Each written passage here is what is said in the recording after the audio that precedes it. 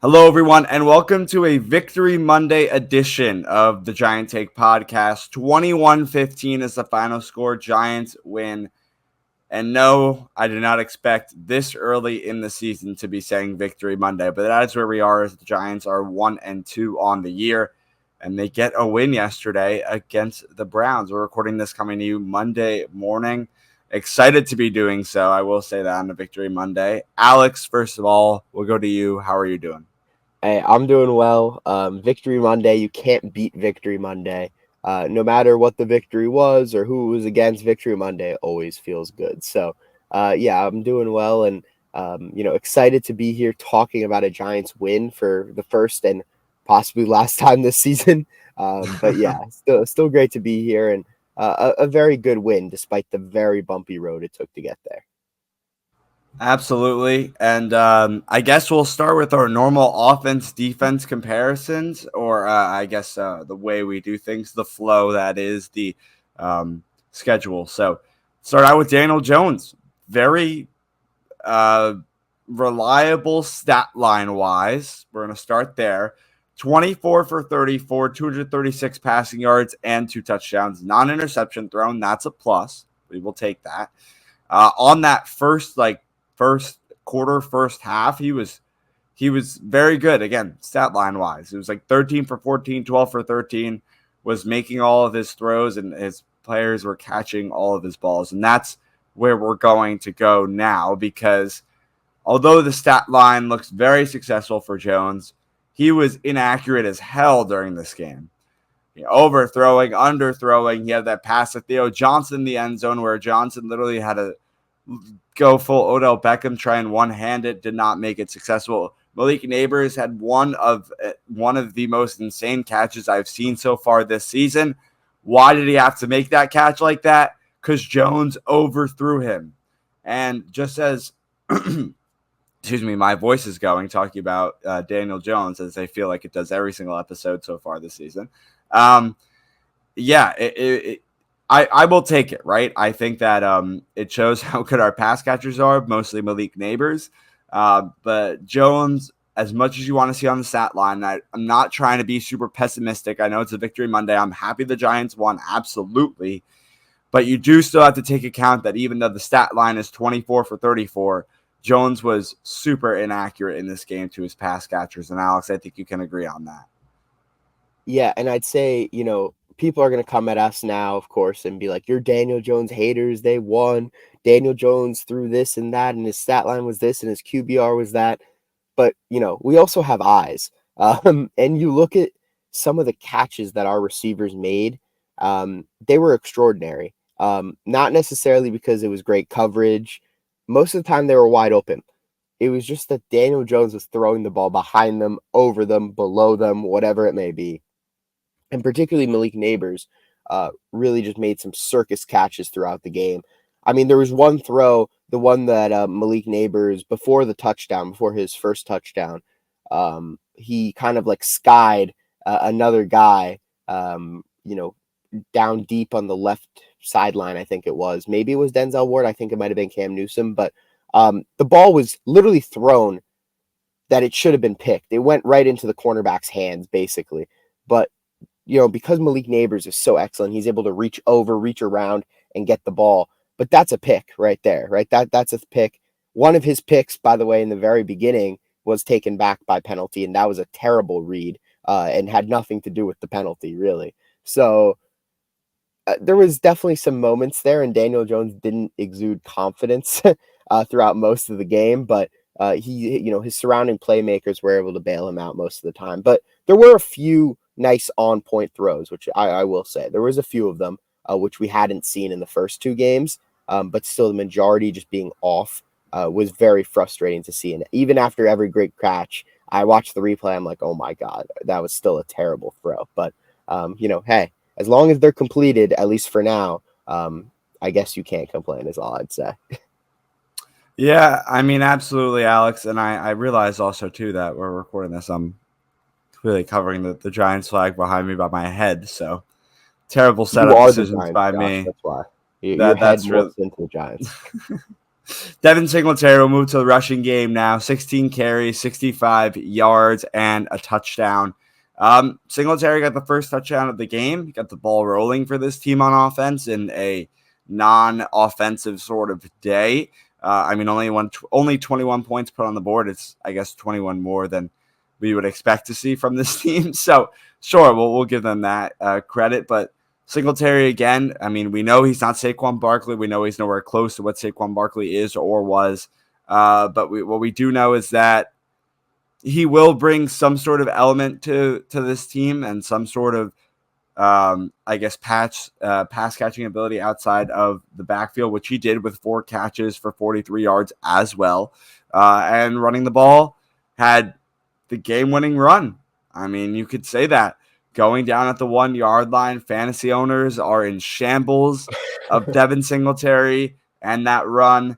But he won us the game, I think, today with that game-winning. Well, no, I know he did, because that was the game-winning run. The Giants were able to kneel for the rest of that drive, and he also got the ball rolling in the beginning of this game. So even though the stat line isn't tremendous, still I give credit to Devin Singletary for what he was able to do and deliver the Giants a win today. So thanks to him. And then Tyrone Tracy and Daniel Jones got involved rushing as well. Daniel Jones, 8 carries for 20 yards, or more like 8 rushing out of the backfield, finding no options for 20 yards.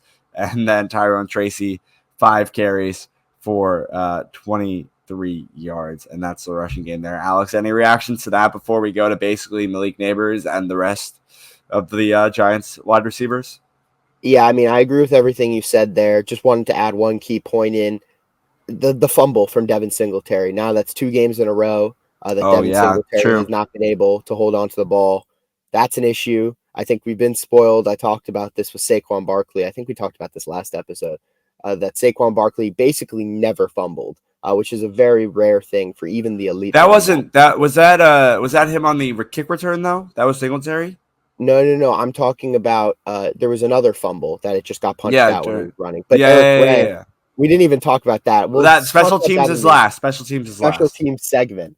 But yeah, Singletary, he's got to hold on to the ball because the Giants, they don't have many successful drives. So when you do have one kind of rolling and going places, turning the ball over is just something that they cannot afford. So Devin Singletary, he's been a great runner so far, but that's the only con with him, is that he really needs to hold on to the football a little bit better. But I'll transition to Malik Nabers now.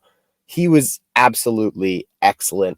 I was watching with a couple of friends yesterday, and as soon as he started scoring touchdowns, I was like, I need to buy a jersey. He's like, I'm buying a jersey. I don't know when or with what money, but we will be buying a jersey because he is absolutely insane. The catches he's making, how open he is all the time, the route running, the fluidity. He is a true superstar, and I could say that with confidence already. The way he holds himself accountable, even after the game in interviews, I thought the one thing that really stood out to me is he was still harping on the drop from last week, despite it being a new week and him having 100+ yards, 2 touchdowns, whatever. But the reporter asked him, "Hey, like, how are you doing? How do you feel still after last week?" He goes, "I'm still thinking about last week. I'm not getting over last week. Just trying to, keep getting better." So that's really a positive sign from, I guess, a personality standpoint, along with a skill standpoint. And he was absolutely excellent. I'll also account Wan'Dale Robinson had a couple of very good plays as well in this one.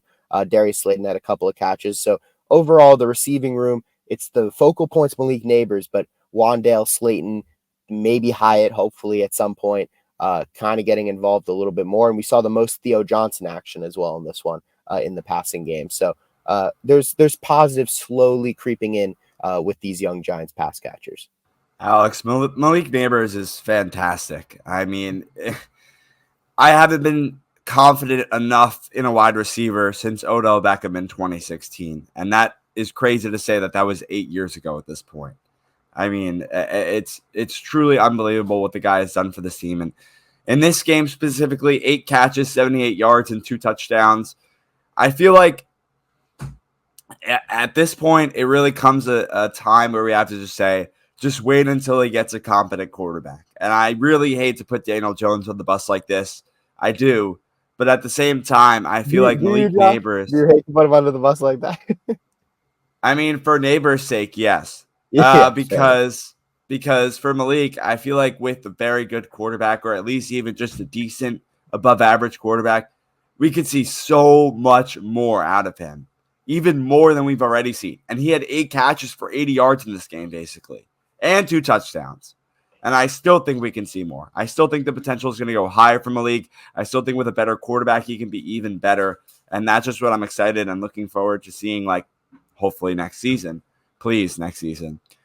Wando Robinson, 7 catches for 61 yards in this game. I mentioned Singletary already. That was really it. This offense is being carried by Malik Neighbors right now. I have no problem with that, as it should be. That's why we drafted him in the first round. And that's really all I have to say for the offense. Again, to sum it up, Devin Singletary, I feel like besides the fumbles, has been consistently sort of getting better, I guess. Daniel Jones, no picks this game. I know obviously one got ruled back, but no picks this game.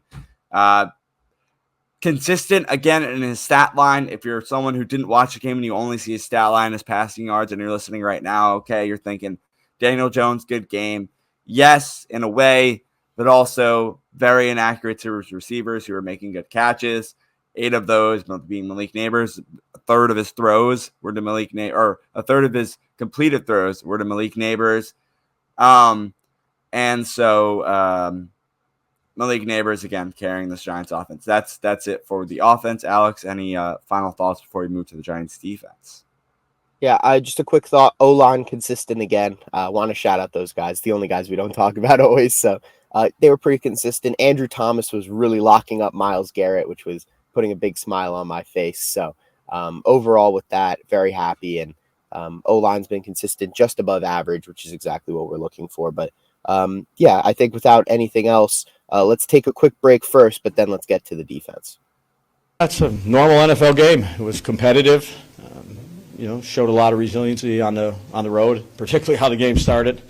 This is the 3rd year anniversary of my grandmother's death, which today, the 22nd, she raised me, and I was, kind of giving her the business after those first 2 plays, like, what the hell you got in store for me? But the guys competed. I was proud of the way they competed.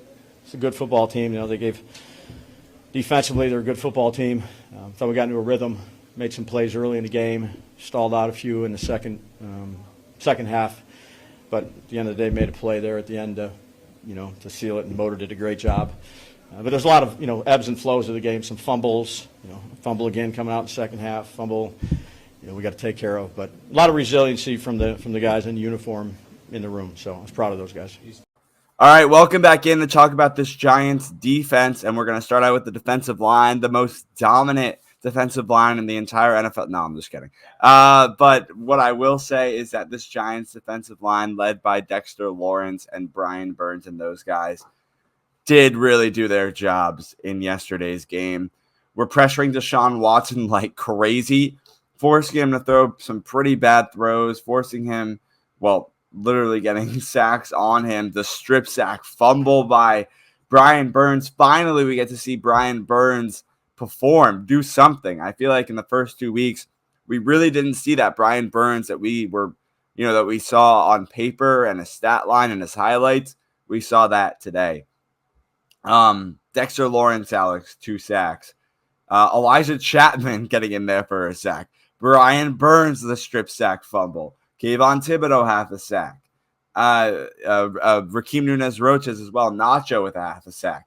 Azeez with a sack.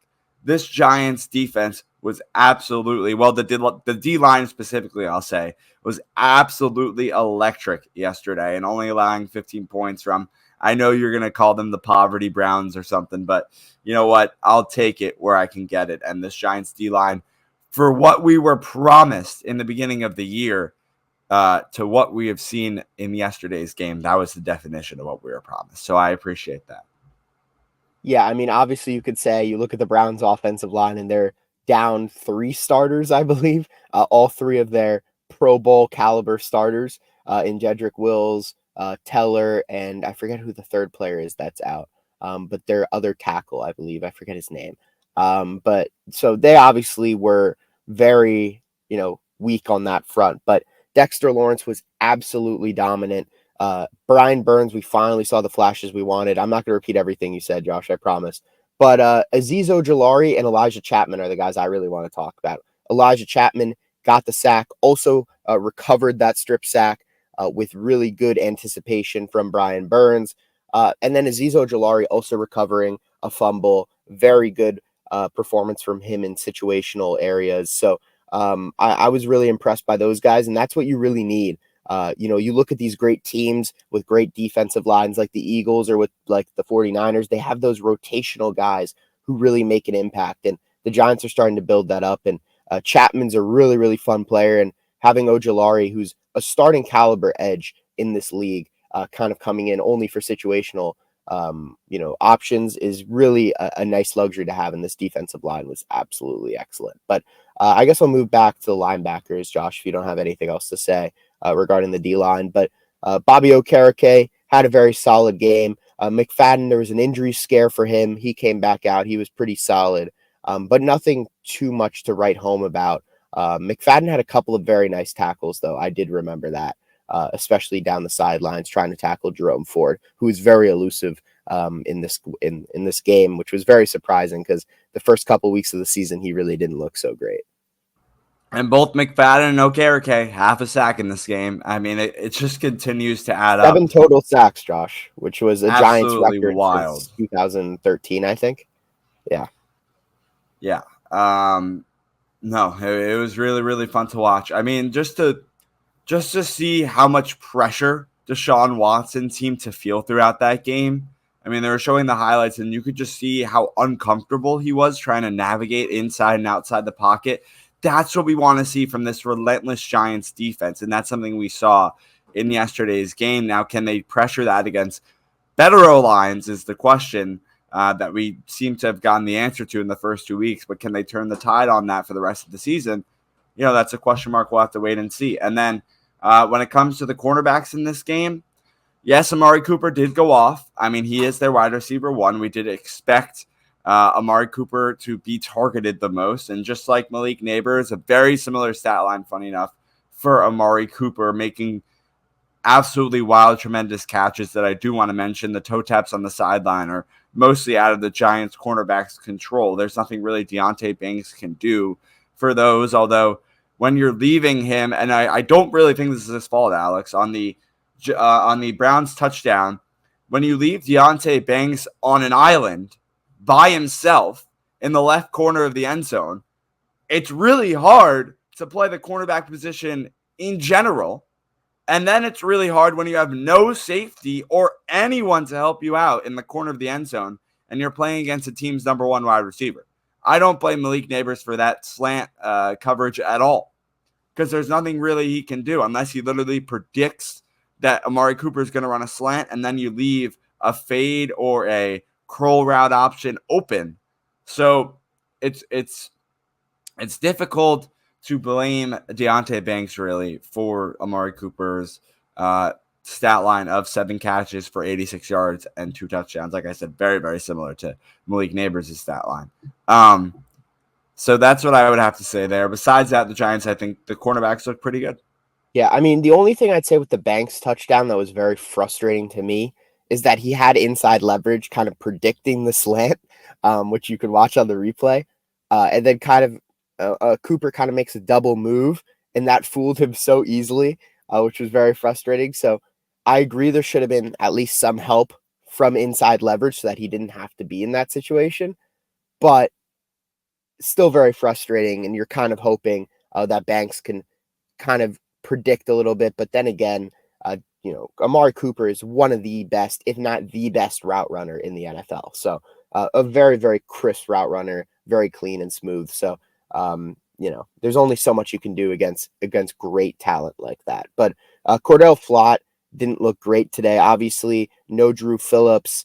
Adoree Jackson, had his fair share of issues as well. So both of those guys have definitely been shaky, but luckily the Giants defensive line was able to get to Deshaun Watson before any of that became glowingly apparent. And then one last guy I want to shout out, Jason Pinnock.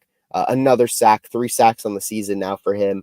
He's been absolutely excellent, in all facets of the game. So really, really happy with him. And if you think about him, he was just a waiver claim from the beginning of last season. So really, really lucky to have him on the roster. And he's been a really big part of this Giants defense so far. And really excited to see more from him because I think he can really turn into an excellent player.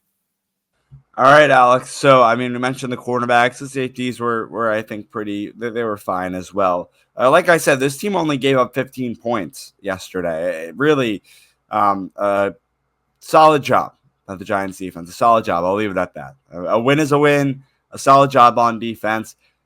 What was not so good is the first play of the game, and this is where I was like, I mean, we already knew the season is over, but really just pour it on at this point.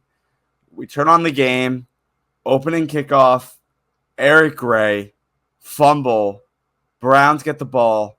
First play, look at Amari Cooper, deep route, like 25-yard throw, touchdown. Browns up 6-0. Within 30 seconds to 2 minutes, that game went sideways. It felt over, yeah. Absolutely, it felt over. I mean, that was crazy. Besides that, Smith-Marsette, the new Giants punt returner, got some punt returns, only 2 of them for 19 yards. So nothing really to write home about there yet. And then Gray was our kick returner who had 2 returns for 52 yards, Funny enough, besides the fumble, his returns were fine. It was just the fumble that was pretty apparent as it was the first play of the game. So yeah, that was that's. I mean, there's not really much to say now because, like, if you asked me, like, literally during that play or right after that play happened, I'd have 5 minutes of like stuff to say about that the season is over and everything. But crazy enough, the Giants ended up winning this game, which I just really didn't think the momentum would ever shift their way.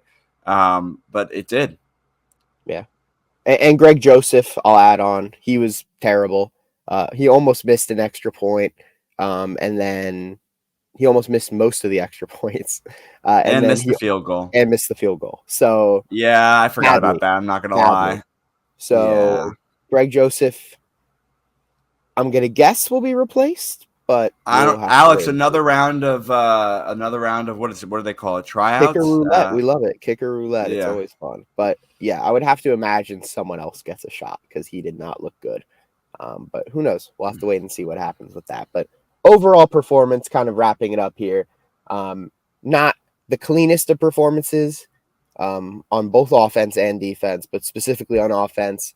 But the job was done. It was executed, and they got the win, and that's all that matters. And now you look ahead till Thursday night, and if you, oh my God, I'm getting myself excited here for no reason, and just ready for disappointment. But if the Giants win against the Cowboys on Thursday night, which I don't know if that's even possible remotely, maybe their season's back on. But there you go. That's absolutely not. Absolutely not. The Ravens beat the Cowboys yesterday, and they were struggling to do so. 28-25 is the final score there. The Saints beat down is something that I don't know how often. Because here's the thing, then the Saints beat down on the Cowboys. So you're like, oh, wow, the Saints are a really big powerhouse, which they are because them and the Eagles hung through in a very tight game, a 15-12 win. So the Saints are the real deal. But also, it's not like the Cowboys aren't, like, good. As they only lost by 3 of the Ravens. So the Giants are going to get whooped like they normally do on national television on Thursday against the Cowboys. But don't worry, we'll have more in just a couple days, actually, because the game is very soon. Probably on Wednesday, we'll have an episode out previewing that Thursday matchup against the Dallas Cowboys. Yay. Yeah, Giants versus Cowboys preview in a couple days. But for right now, let's get to some housekeeping things. Thanks so much to everyone for listening to this episode of the Giant Take Podcast or watching if you're here on YouTube and still here. We appreciate it. Hit that subscribe button down below. YouTube watchers, hit that like button as well. Listeners, we're on a bunch of different platforms where you're listening. Maybe it's Pandora, Apple Podcasts, Spotify, TuneIn, iHeartRadio. I don't know. let us know where you're listening from on our social medias at the Giant Take Pod on Twitter, TikTok, Instagram, and Facebook. Alex on Twitter at Anorian23. I'm on Twitter at JoshOla29. And as I will continue to do every episode so far during the season. Volleyball. No, there you go. Syracuse volleyball segment, still undefeated, 12-0 after their invitational this weekend, defeating Iowa State and Cornell in the past couple days, the hardest matchups of the year, I would say, and they got it done. They went undefeated in non-conference play, so now we'll have to see how they do in actual conference play against ACC teams. The first of those being a trip down south next weekend to UNC and Duke. Guess what? I will be at UNC and Duke. Very exciting stuff. I will be heading down to North Carolina. Alex, I'll mention this right on the podcast, bright and early at 5 a.m. on Friday. So this turnaround for Giant Take is going to be absolutely tremendous. We'll have to figure out how we're going to make that happen, but we're making it happen for you 100%. So that'll be something for sure. But Syracuse all volleyball. I'll say is all these unsuccessful sports franchises, college teams, apparently all you need is Josh to start covering you, and it turns all around. So, calling the Pistons, who's a terrible NFL team, the Panthers, any of those guys you need a beat reporter, you want that team turned around, give Josh a call. He's available. There you go. Starting in winter. There you go. Yeah. No, anytime. I mean, no, he's available now, actually. If it's the Panthers or the Pistons, I'll take that anytime. Yeah. So, but what I will say, we'll see what happens in Chapel Hill next weekend. There you go. We'll see. But yeah, undefeated, 12-0. Anyway, thank you so much for listening or watching. Alex is now going to say the same. Yeah. Thank you, everyone, for tuning into today's episode. Hope everyone had a great weekend and is enjoying their Victory Monday. And we'll see you very soon. Looking forward to the Dallas Cowboys on Thursday Night Football. Peace.